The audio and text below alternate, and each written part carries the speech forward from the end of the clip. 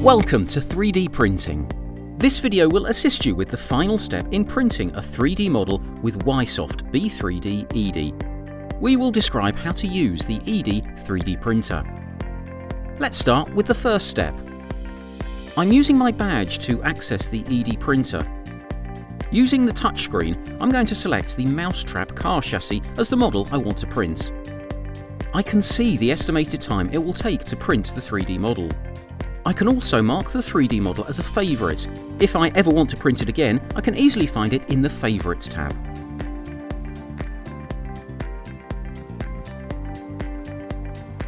In the second step, I'll make sure that the print pad is prepared properly. I'm going to remove the print pad and make sure that the glass is clean. I'll apply a light layer of glue on the top side. This is very important and ensures the printed model adheres properly.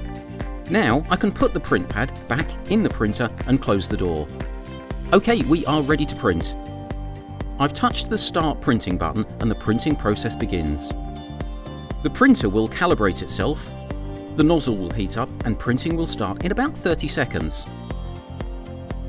Because eDee's doors remain locked during printing, no one can take the 3D print. It unlocks only when the model owner logs in.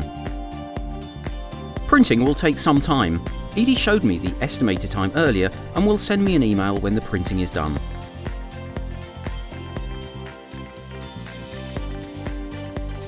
I just got an email saying that the 3D model is printed. Let's go get it.